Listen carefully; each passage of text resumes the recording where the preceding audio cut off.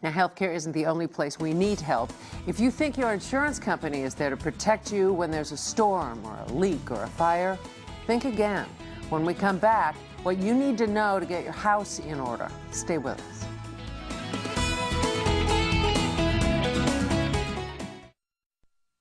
You pay your insurance bill on time, assuming you're covered if a natural or man-made disaster should harm your home. The advice of our next guest: never assume. Mark Hauser is a licensed insurance adjuster and author of the book Getting Your House in Order, and he's here to share the secrets insurance companies don't want you to know. And I think there are many of them. I've never had a good experience with an insurance company, and clearly it's because I really don't know how to beat them at their own game. What you need to do is, the problem is that most people assume that their policy works like an auto policy, so they don't want to use it. They feel that they're going to be canceled or non-renewed, and they really can't be if they know the policy. But as I told you in the green room earlier today, that actually happened to me. I was canceled because I had to use the policy for something that collapsed through my ceiling.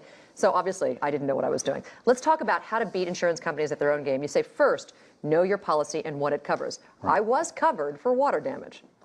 Well, the main thing is that most people don't know what kind of policy they have. There's either HO1, HO2, or HO3, or in your case, it was an HO6 for a condo. And each one has different types of things that actually can be used as far as perils in each one. HO1 is all named perils, named perils from HO2. Then have an all-risk policy. But when you look in the policy, it doesn't tell you that it's fire or anything else. It just says if it's not excluded, it's covered. So it's an understanding. But how do you know what that means? Read my book. Exactly. That's what I need to do. Okay, understand the scope of the claim. What do you mean there? Oh, well, actually, when you have to know everything that's going to be involved with the scope. I had a client that actually came to me, and he had his son had ran into his siding, and it was an all-risk claim. And the adjuster came out, and he basically said, "Oh, well, I'll pay for all the paneling and everything else." And then the contractor came out, and he goes, "Well, today we have to take out the ceiling," and then I get to the paneling the next day. He says, "Ceiling? I didn't get paid for the ceiling." He says, "Well, look, the ceiling goes drop ceiling goes over top of the paneling. I've got to take that out before I can do the other one." So you have to know what's going to be happening, what needs to be done. What's it's actually going to cover. Right. Right. Okay. Put together a proper estimate. Now, do you mean by the contents of your home in terms of a proper estimate? No. When contractors do an estimate, they bundle everything together. You'll see like 1, 2, maybe 3 lines, and then a total.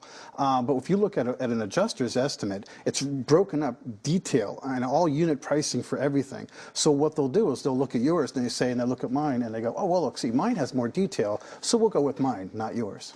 Oh, contact your insurance company. A lot of good this did me. What help is that? Well, the main thing is that you don't want to contact them until you're prepared. The problem is too many people just automatically contact them without knowing exactly what's going on, without having a battle plan. I was watching Marianne earlier, and she was actually doing all this detail, getting ready for today's show. And I was amazing. Now, she was no way that she could do the show today if she hadn't done her work beforehand. Which means you can't get the insurance company to help you out if you don't do the detail work. Correct. Then go over the estimate and scope of the damages with the adjuster. Is the adjuster actually on your side?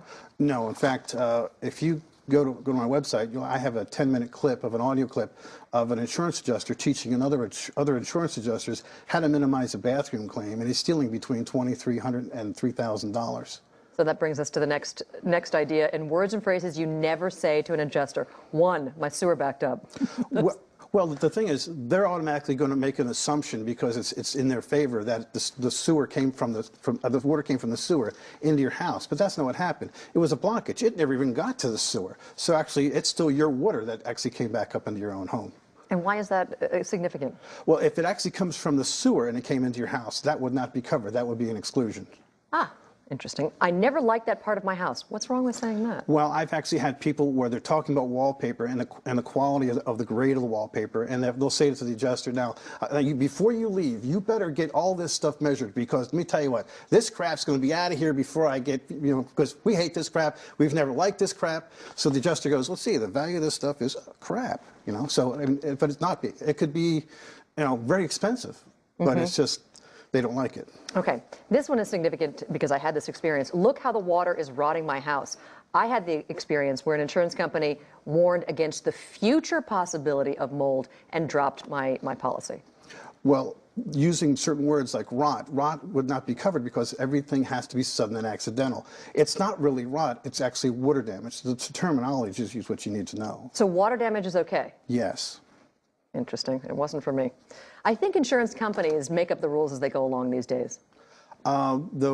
Yeah, they do. And to give you an idea, there's certain things that are not in your policy, but are their terminology.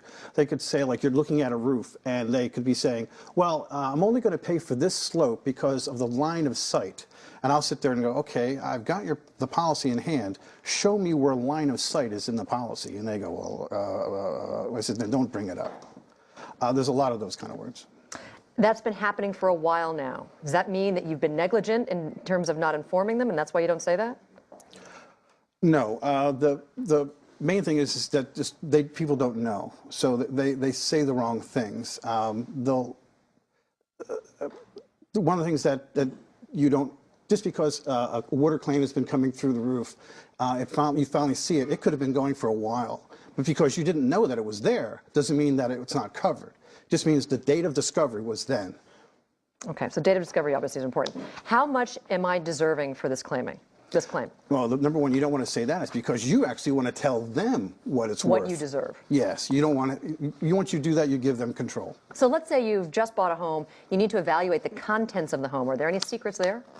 Yes. Well, number one, you need to be able to properly photograph everything in your house. A wide angle is a great way to do that. Don't use a video because video is very hard to look at afterwards. The second thing is you want to get every single thing in your home and actually list it and give it a low, medium, or premium value for everything. At least have that in down pat. And I mean everything from the underwear all the way up, because everything has to be replaced if you have a major damage. Okay, some good advice. Getting Your House in Order is the name of the Homeowners Manual by Mark Hauser. Thanks for coming in. Thank you. Mary Alice?